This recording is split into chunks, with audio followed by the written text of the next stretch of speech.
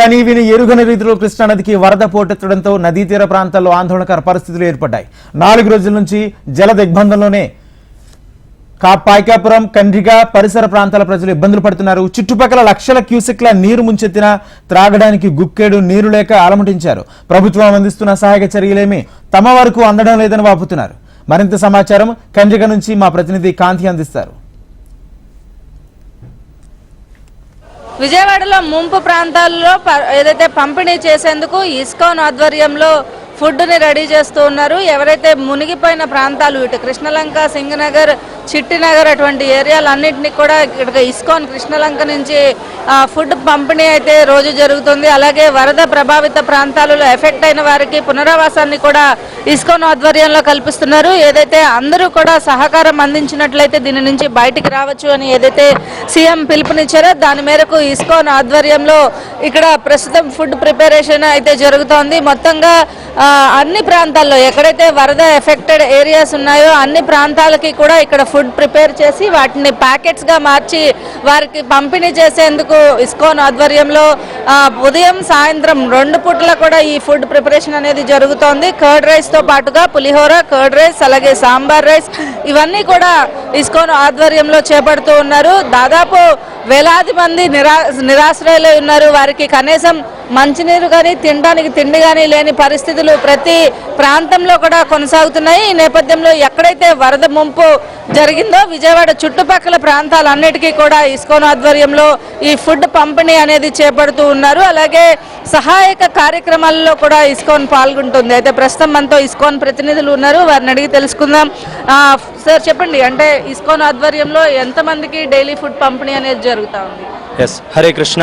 ఇప్పుడు ఇస్కాన్ విజయవాడ జగన్నాథ మందిరం రామలింగేశ్వర నగర్ ఏరియాలో నుంచి ఇప్పుడు కంటిన్యూస్గా 3 times బ్రేక్ఫాస్ట్, లంచ్ అండ్ డిన్నర్ని కంటిన్యూస్గా మేము అందరికీ అందుబాటులోకి తీసుకొస్తూ ఉన్నాం. అందరికీ ప్రిపేర్ చేసి ప్యాక్ చేసి పంపిస్తున్నాము. యాక్చువల్లీ విజయవాడలో 2 centers ఉన్నాయి, ఒకటి ఉండవల్లి, ఇంకోటి రామలింగేశ్వర నగర్. ఉండవల్లిలో కూడా నది తీవ్రత పెరగడం చేత ఉండవల్లి కూడా టెంపుల్ మునిగిపోవడం జరిగింది.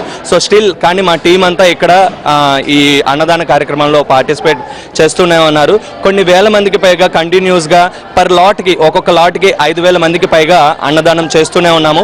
Breakfast 3 lots, lunch 3 lots and dinner 3 lots ఈ విధంగా కంటిన్యూస్గా అన్నదాన కార్యక్రమము మనం చేస్తూనే ఉన్నాము. ప్రెసెంట్ ఇప్పుడు ఫస్ట్ లాట్లో ఇప్పుడు పులిహార పంపిణీ జరిగింది. నెక్స్ట్ ఇప్పుడు పెరుగన్నము మరియు మధ్యాహ్నానికి కూడా అన్నదాన కార్యక్రమం చేస్తున్నాము. అండ్ ఏదైతే ఇస్కాన్ జగన్నాథ మందిరం రామలింగేశ్వర నగర్లో ఉందో ఇక్కడ కూడా ఒక పునరావాస కేంద్రాన్ని ఏర్పాటు చేసి ఒక 500 మందికి పైగా ఆశ్రయం కల్పించి ఇక్కడ కూడా అన్నదాన కార్యక్రమము, వారికి పాలు, నీళ్లు అన్నిటికీ కూడా అత్యవసర సరుకులన్నింటినీ కూడా పంపిణీ చేయడం జరుగుతుంది. హరే కృష్ణ. అంటే నిరాశ్రయులై చాలా మంది ఉన్నారు. ఏ ఎఫెక్టెడ్ ఏరియాస్ లో మీరు పంపిణీ అనేది చేస్తున్నారు? యాక్చువల్లీ ఇప్పటికి ఇంకా ఊరిమిలా నగర్, జోజీ నగర్, కబేలా, సితారా అండ్ ఆర్టీసీ వర్క్షాప్ ఇక్కడ మేము ఇందాక వెళ్ళి చూసాము బ్రేక్ఫాస్ట్ టైంలో. అక్కడ ఇంకా నీళ్లు ఇంకా తగ్గలేదు. సో అక్కడ ఇంకా చాలా మంది బయటకు రాలేని పరిస్థితుల్లో ఉన్నారు. సో ఈ రోజు మేము ఆ ప్రదేశానికి వెళ్తున్నాం. నిన్న సింగనగర్, వాంబే కాలనీ ఆ ప్లేసెస్లో అన్నదాన కార్యక్రమం జరిగింది. ఇప్పుడు ఇటువైపు ఏదైతే జోజీ నగర్, ఊర్మిళా నగర్ అండ్ కబేలా, సితారా ఇటువంటి ప్రాంతాల్లో ఈ రోజు మేము అన్నదానాన్ని కంటిన్యూ చేస్తున్నాము.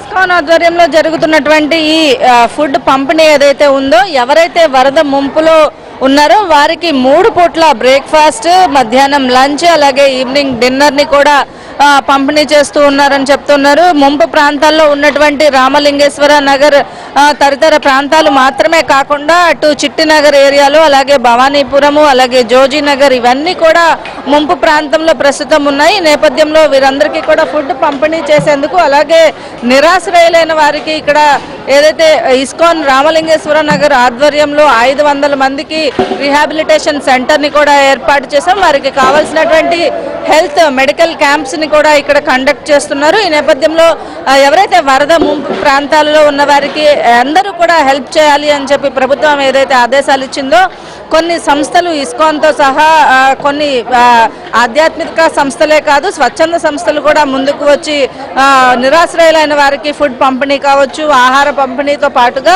వాటర్ బాటిల్స్, పాల ప్యాకెట్లు, అలాగే మంచినీళ్లతో సహా లేని పరిస్థితిలో ఉన్న కారణంగా వారందరికీ కూడా సహాయ సహకారాలు అయితే అందజేస్తూ ఉన్నారు. కెమెరా పర్సన్ హరీష్తో కాంతి, HM TV, విజయవాడ.